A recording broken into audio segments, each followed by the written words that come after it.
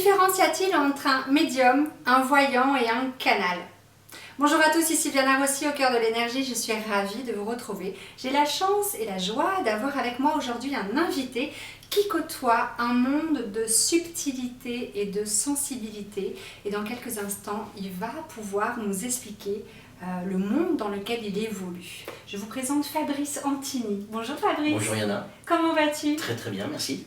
Merci Bienvenue. beaucoup. Ouais, merci beaucoup de nous accueillir chez toi. Je suis ravie. Alors ici, Fabrice, pas de chat noir, pas de boule de cristal. Non, pas de turban. Pas de turban. Alors Fabrice, depuis tout petit, tu es en contact avec des énergies, on va dire. Tu sais, tu pressens qu'il y a des présences autour de toi, même si tu ne les vois pas forcément, mais tu ressens leur présence, leur énergie. Toujours bienveillante, hein, à aucun moment, voilà.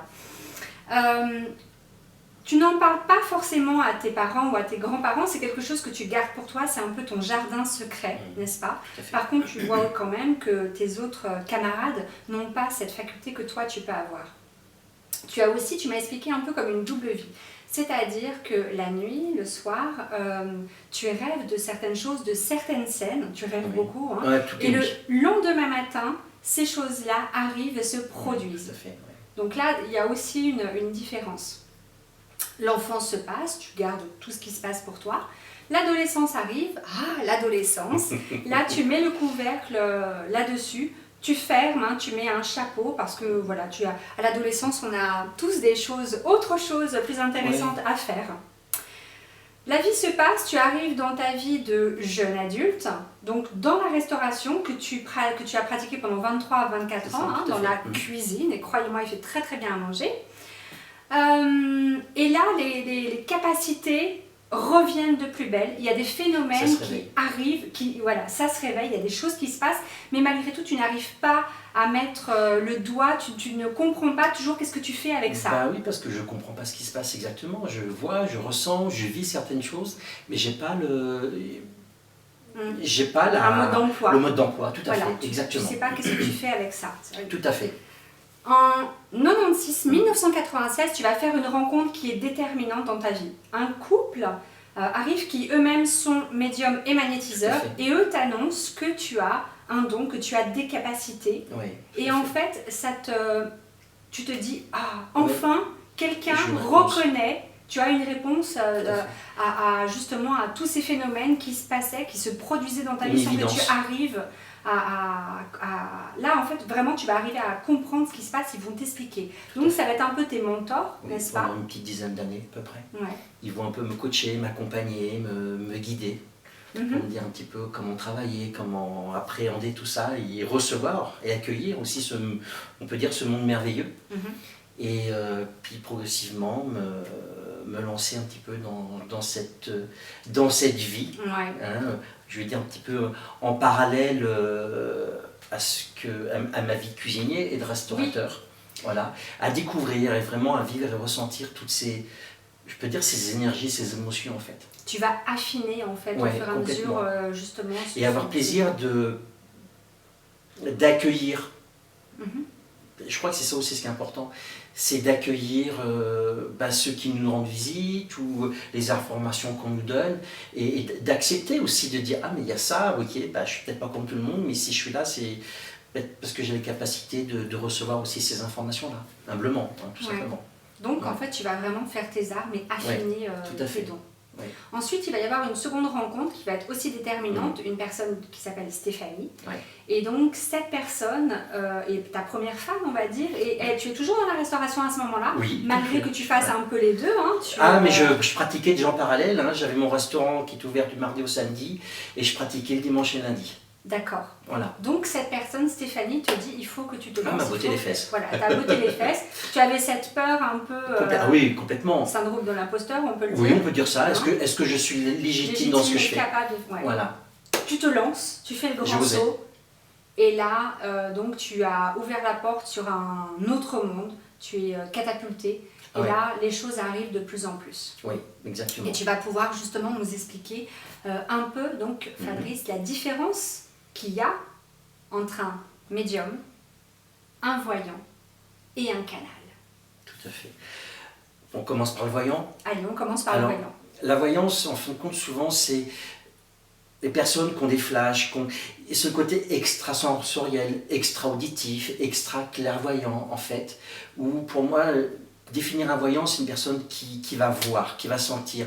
Ça va être des flashs, ça va être des scènes, ça va être des situations, voilà. Où on ne va pas toujours spécialement définir le temps. Hein. Je pense qu'en fin de compte, chaque personne voyante, ou même les médiums et les canals, ont des capacités quand même un peu différentes les uns des autres. Hein. Et pour moi, justement, le voyant, j'aime pas mettre de niveau, mais quelque part, la personne voyante, c'est la personne qui va sentir un petit peu les choses comme ça par des espèces de détails, des espèces de... un peu comme une photo ou une bande dessinée. D'accord. Voilà, un petit peu ça. Alors ça peut être uniquement auditif, hein, il y en a qui parlent, hein, mais pour moi, donc, quand on parle d'auditif, là on est plutôt on rentre déjà dans la médiumnité. Ok. Pour moi, la médiumnité, c'est déjà une vibration qui est un peu plus supérieure, qui est un peu plus haute, où là on est davantage en contact avec des énergies supérieures, des présences, alors ça peut être des défunts, ça peut être des guides, on peut appeler ça des anges aussi, et en fin de compte, ils sont là, les personnes, pour nous transmettre des informations. Alors quand tu étais petit, je reviens juste, quand tu étais petit, que tu ressentais ces présences, est-ce qu'il y avait déjà des messages? Alors, quand j'étais gamin, je voyais vraiment des scènes, un peu comme des espèces de microfilms. D'accord. Où des fois, la nuit, je rêvais de telle chose, et puis, comme tu disais tout à l'heure, le lendemain même, ça arrivait. Ça, c'est vraiment de la voyance, en fait. Hein. Et en même temps, souvent le soir, au moment du coucher, où là, c'est là que les présences arrivaient, hein, souvent, où je les voyais, limite, je pouvais les toucher. Hein. Et c'était toujours dans la lumière, par contre. Hein. On chantait vraiment de la bienveillance. D'accord. Et donc, voilà, il y avait une capacité comme ça, de voir et de sentir ces énergies. En fait. Donc le voyant, lui, vraiment, ça va passer par les sens, que ce soit la vue ou l'auditif. Voilà, tout à fait. Okay. Alors que le médium, lui, il est plus, c'est plus subtil. Oui, c'est plus subtil parce que la médiumnité, en fin de compte, la définition, ça va nous dire quoi? Ça veut dire qu'un médium, c'est une personne qui est en contact directement avec l'au-delà. Voilà, en gros. Comme je disais, où là on va encore nous donner d'autres informations, mais toujours dans des choses assez subtiles, assez dictes. Moi personnellement, je suis incapable de dire à l'avance comment une séance doit se passer. C'est bête, mais c'est tellement logique. Oui. Chaque personne, chaque situation est différente. Et le médium va accueillir une personne, va lui dire, bah, tiens, il y a ça, il y a ça, il y a ça. C'est du cas par cas. Chaque médium est connecté différemment. Il y a des médiums qui vont être directement connectés avec des défunts. D'autres, ça sera plutôt comme moi, avec des guides. Ça ne m'empêche pas d'avoir des défunts qui viennent des fois donner des informations. Et il y a un petit peu comme ça, en fin de compte, on est des intermédiaires, quoi. On parle des fois de passeurs d'âme. Ben, nous sommes des passeurs d'informations.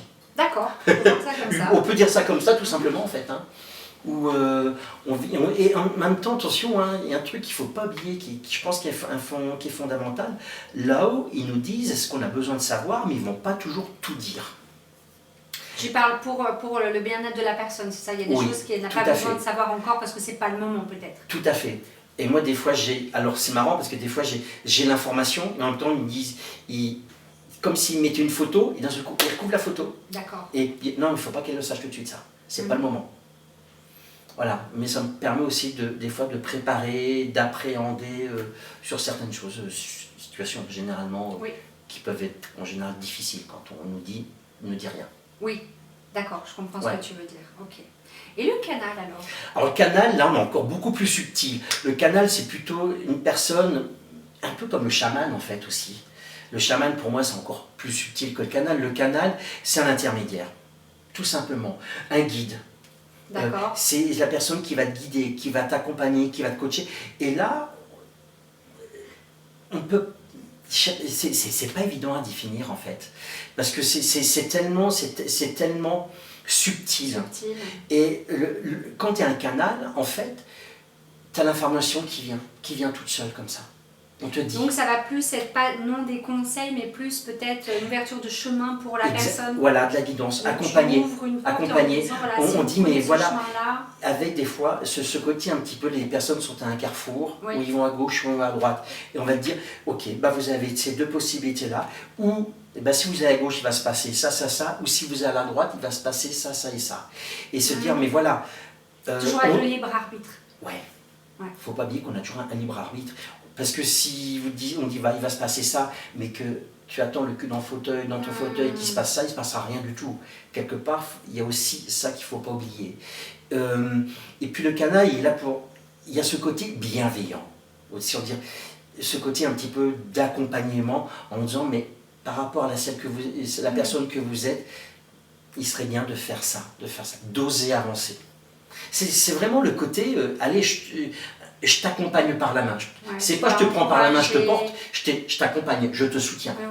Voilà. C'est vraiment encourager peut-être alors qu'eux-mêmes n'ont pas confiance ou un peu des craintes, des peurs. Voilà, alors que voilà, c'est ça, c'est une belle image, tu les prends par la main et tu les aides.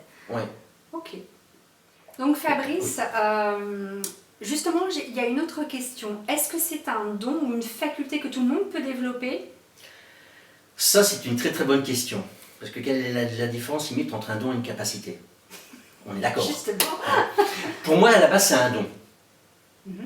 Mais après, un don, ça se travaille.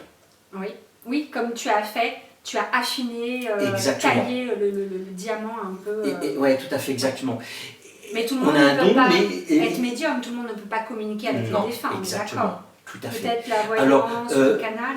Voilà, après, les capacités, tu as des personnes qui vont avoir des capacités, qui vont avoir des subtilités par rapport à ça, mais de là à avoir un don, ça veut dire que ça se travaille. Après, tu peux l'accessoiriser éventuellement, certains par ligne de la main, par des tarots, par tout un tas de choses aussi. Oui, avec un support. Avec un support. Mais je pense que justement, pour moi, tu as des capacités où tu les as pas. Donc tu as un don, tu ne l'as pas, à la base. Maintenant, on est tout à fait d'accord qu'un don, c'est quoi? Ok, là on parle de voyance et de médiumnité. Un chanteur a un don. Un musicien, un guitariste, je ne sais pas le nom qui me vient comme ça, a un don. Un footballeur comme le jeune Kylian Mbappé, là, ce gamin de 19, peut-être 20 ans maintenant, c'est un don aussi quelque part. On est d'accord. C'est qu'on a ça en soi à la base déjà. Moi demain, demande-moi de faire un match avec une équipe internationale. Je suis une quiche ascendant tarte, hein, on est d'accord. J'ai pas de don dans ce domaine-là. Moi je pense que des dons, c'est qu'on a des subtilités, donc de très très grandes capacités instinctives en soi. Tu sais, c'est un peu ce côté, on a ça dans les cellules de notre corps, quoi, quelque part. On a ça en nous. On a ce potentiel. Pour ça, je préfère parler de potentiel, de capacité aussi, éventuellement, tu vois. Je comprends ce que tu veux dire. Et selon les capacités de chacun, la personne pourra affiner tout à fait. Parce que justement, les capacités, une capacité d'un voyant, les capacités d'un médium, aussi, les capacités, ça peut être aussi, un médium, il est capable de discuter avec des défunts. C'est ça la capacité aussi, quelque part. La capacité aussi d'être en contact directement avec des guides, avec des archanges. Ça, pour moi, on est plutôt dans les capacités de. Voilà. Donc si jamais il y en a certains d'entre vous qui ont certaines choses, des petits phénomènes qui se produisent, en tout cas, il est bon de savoir que vous pouvez les affiner avec des exercices. Il faut accueillir. Il ne faut pas en avoir peur. C'est ça. Il ne faut surtout pas avoir peur de ça. Oui, parce que tout de suite on dit mais qu'est-ce qui se passe? Au contraire, je pense que, et ça je vois ça régulièrement dans l'essence des personnes qui viennent, il faut accueillir tout ça. Toujours avec bienveillance. On sent de toute manière si c'est positif ou si c'est sombre. Voilà. En général, on voit si c'est de la lumière, si ça amène un côté réconfortant, si de la douceur, si un côté qui nous glace le dos. On évite, on n'est pas là pour faire tourner les tables.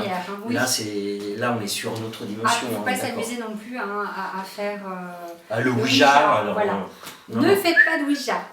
Miette. Maintenant, j'ai une autre question. Comment les personnes peuvent savoir si elles ont affaire, donc admettons elles vont voir, peu importe, un médium ou un voyant, d'accord? Comment ces personnes vont savoir si elles ont affaire à quelqu'un de sérieux ou à un charlatan? Parce que malheureusement, beaucoup de personnes abusent aussi. Ouais, alors, pour moi, premier truc, c'est que la personne va parler de toi, de ta personnalité ou de ton passé. Si déjà la personne te parle, te dit, oui, mais il y a ça, il y a ça, il y a ça, quelque part tu dis, ah, là déjà la personne, il y a quelque chose. Il y a une...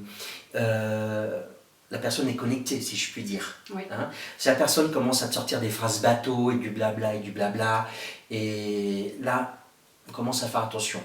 Et le deuxième truc, c'est revenez me voir dans 15 jours qu'on fasse le point, et puis après 3 semaines, là c'est plutôt une maison Afrique. D'accord. Pardon, hein, Oui. mais soyons directs. Donc, si voilà, on vous donne un prochain rendez-vous tout de suite comme un thérapeute, ça ce n'est pas le cas. Non. Et puis, s'il y a des phrases toutes faites, bateau, comme par exemple, où vous avez côtoyé une personne qui vous a fait du mal, ou il y a quelqu'un au travail qui est un peu jaloux, bon bah d'accord, ça c'est des choses qui sont complètement bateau. Voilà. Par contre, si on vous parle un peu de votre passé, de comment vous êtes, des personnes que vous avez côtoyées, ce qui s'est un peu passé, là... Oui, parce que je pense que pour moi, ce qui est aussi, c'est sûr, quand tu viens voir un voyant, un médium, c'est pour ton avenir. C'est le béaba, on est d'accord. Mais il doit te parler de ton passé, de ton présent, pour savoir si, quelque part, au minimum, si tu es bien connecté, qu'en fin de compte. Si on est bien sur la bonne... Et tiens, on va jouer sur les mots, si on est bien connecté, si on est sur le bon canal, hein, sur la bonne fréquence.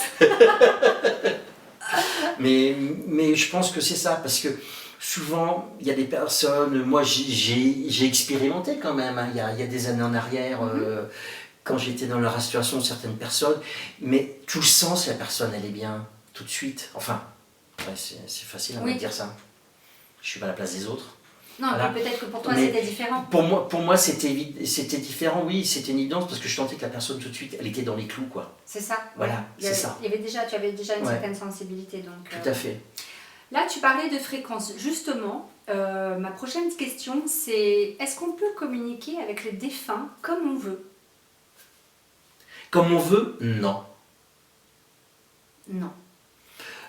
Alors, il y a des médiums qui, comme j'ai dit tout à l'heure, qui ont ces facultés de vraiment, j'ai envie de dire, spécialisés. Ils sont spécialisés pour communiquer avec les défunts. Hein. Mais une personne qui est décédée la semaine dernière, est-ce que tu vas pouvoir discuter avec elle cette semaine? En principe, non. Oui, c'est ça. Voilà. En principe, c'est pas parce qu'on va appeler grand-maman que grand-maman elle va venir. Parce que déjà, on demande l'autorisation avant pour voir s'il y a grand-maman ou s'il y a tante Marie-Thérèse ou Chantal Françoise. Hein. On est d'accord. Chantal Françoise. Oui, je sais pas, c'est le premier qui vient comme ça, donc... voilà, déjà on demande l'autorisation. Hein. On va pas dire, hey Micheline, tu viens? Non, non, ça se passe pas comme ça. On demande l'autorisation, premier truc.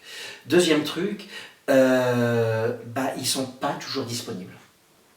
Oui, ils ont des choses à faire aussi. Voilà, on est sur nos dimensions beaucoup plus subtiles, ils sont très très occupés. Alors d'un côté, on nous dit, il ne faut pas hésiter à leur demander là-haut d'intervenir, d'interférer pour nous quand on en a besoin.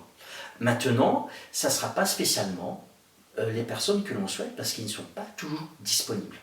C'est ça. Hein, voilà. Donc, clairement, la réponse est non. C'est pas parce qu'on veut avoir une communication, parce qu'on veut savoir pas comment spécialement. En tout cas, notre grand-mère va que ils vont tout à descendre. Fait. Et il y a un truc qui est important, moi, que j'ai appris il y a déjà quelques temps en arrière aussi, entre le moment où une personne décède et le moment où on peut demander à être connecté avec elle, en principe, il se passe l'espace-temps terrestre une petite année. Ouais.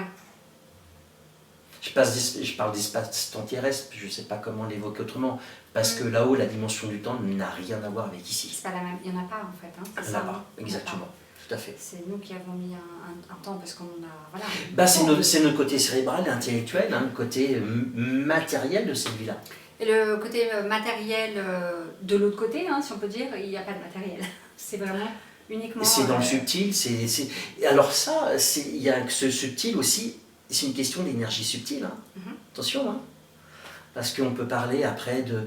Quand on parle de soins énergétiques, de magnétisme, comme toi et beaucoup d'autres pratiquent également, et ainsi que Catherine, il y a derrière aussi, on est toujours dans ces énergies subtiles. Et si tu peux me permettre un truc qui me vient à l'esprit comme ça, qui est important, tout le monde n'a pas le même taux vibratoire.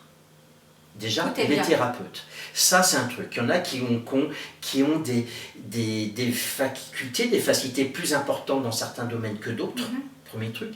Mais aussi nos clients, nos patients, n'ont pas tous le même taux vibratoire. Il y a des personnes qui vont avoir, moi des fois il y a des personnes, c'est un boulevard. Et j'arrive pas à m'arrêter de parler parce qu'ils sont à peine assis, ça sort. Et d'autres, ils ont un taux vibratoire qui est un peu plus bas, ou ils sont un peu plus fermés. Et là... Et donc les informations viennent moins... Ils viennent, limite des fois ça vient au goutte à goutte, au compte-goutte. Goutte à goutte, oui, au compte-goutte, pardon. et en même temps, je pense que quand on va voir une personne, c'est aussi de se dire, j'ouvre la porte, faut accueillir ce genre de choses, parce que si tu veux voir quelqu'un, t'es les jambes croisées, t'es comme ça, et puis t'es vite, est-ce que tu as envie d'aller de l'avant? Oui, je comprends ce que tu veux dire. Mais il y en a, ils ont peut-être peur aussi. Mais bien sûr. Ah, mais alors les personnes qui ont peur, tu vois tout de suite. Voilà. Fabrice, dans notre société actuelle, beaucoup de gens se sentent déconnectés. Il y a comme un espèce de malaise, un mal-être, une souffrance. Est-ce que tu aurais un conseil à leur donner, quelque chose? Je pense que pour faire simple, c'est d'avoir une activité pour se vider la tête. Ou une activité sportive, ou aller marcher dans la nature, mais des fois se désolidariser du monde matériel, lâcher les téléphones, aller se balader, faire une activité dans laquelle on puisse se retrouver soi. Soit seul, soit avec sa moitié, ou avec sa famille, ou ses amis, mais d'avoir des espèces de petits moments comme ça, de dire je me coupe de la société. Parce que d'un côté, on est vraiment hyper connecté dans ce monde actuel, et d'un autre côté, on est aussi complètement déconnecté. Donc ce que tu dis, c'est vraiment d'avoir cette reconnexion avec tout à fait. La terre. L'essentiel. Humblement, moi je suis quelqu'un qui suis connecté avec la terre et le ciel, un espèce de fusible, comme ça, ou un interrupteur. Pour moi, il faut être bien les pieds sur terre, être bien ancré pour bien s'élever, pour bien grandir. Humblement, on est d'accord, on n'est pas chez... Gandhi. Voilà, merci. Et c'est de se dire, mais voilà, allez, reconnectons-nous à l'essentiel. Tout simplement, on ne se moque pas.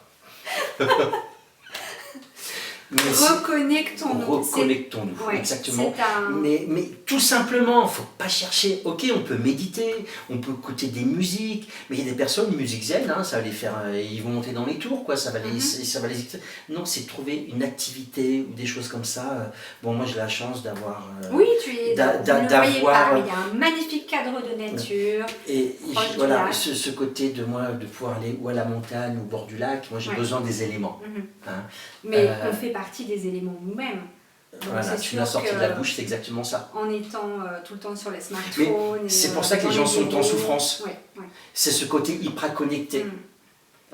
On parle des énergies, que le Wi-Fi, machin, etc.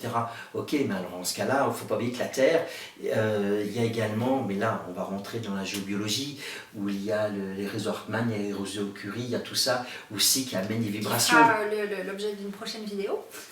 Par exemple. Non, c'est très très intéressant la géobiologie. Voilà, où il y a des nœuds, il y a plein de choses. Et bien quelque part, nous, allons nous aérer tout simplement. Je crois que c'est ça. Il faut s'aérer du quotidien. S'oxygéner. Tout simplement de ce quotidien qui est des fois de cette espèce de routine, boulot, métro, dodo, quoi. Oui, il n'y a pas de métro ici, mais c'est un peu ça. Pareil, autant qu'à Paris. Exactement, dans les grandes villes. Voilà. Voilà. Des fois, c'est pas gentil, mais des fois, je qualifie la société un peu comme une société mouton de panurge. T'en as un qui se jette dans le vide, il y a les autres qui vont suivre. Et moi, je pense qu'il serait peut-être temps d'enlever les œillères, d'ouvrir les yeux, d'enlever le caca aussi qu'on a dans les yeux, puis de regarder un peu plus loin que le bout de son nez ce qui se passe. Je crois que beaucoup de gens sont en train de... Oui, il y a une prise de conscience. Se reconnecter en tout cas avec une vraie prise de conscience. La part divine, ou on peut l'appeler comme on veut. Oui, exactement. Bien. Merci beaucoup Fabrice pour du fond du cœur. tous tes conseils, merci pour toutes tes explications. J'espère que vous en savez maintenant un peu plus. Sachez donc que Fabrice a un cabinet sur Genève. Où est-ce qu'on peut te trouver, Fabrice? Tu as une page mon Facebook, site internet, tout simplement, site internet. fabriceantigny.com. Voilà. Où il y a tout dessus, mon numéro de téléphone, pour me contacter. Tout ça. Voilà, tout simplement. Il faut prendre rendez-vous. Oui. Oui. Alors, je reçois mon cabinet, je fais Skype. Par Skype, je ne fais pas par téléphone. D'accord. Je refuse. Tu as besoin de voir la personne. Besoin, et en même temps, bon, je fais des suivis par téléphone avec des clients que je connais, il n'y a pas de souci quand c'est nécessaire. Mais pour moi, quand on vient me voir, c'est pas un truc comme on va acheter un morceau de pain ou une salade à l'épicerie, quoi. C'est aussi prendre le temps d'avoir des informations, d'intégrer tout un tas de choses comme ça pour pouvoir avancer et évoluer du mieux possible dans la vie. Parfait. En toute sérénité, avec un maximum de quiétude. Voilà. Donc voilà pour toutes ces informations. Vraiment, je te remercie beaucoup. Merci beaucoup. Moi, je vais déguster ce magnifique pain d'épices qu'il nous a fait. Je vous laisse. Je vous dis à bientôt. Likez, partagez. Si vous avez des questions, posez-les. On sera ravis de vous répondre. À bientôt. Merci. Au revoir. Au revoir.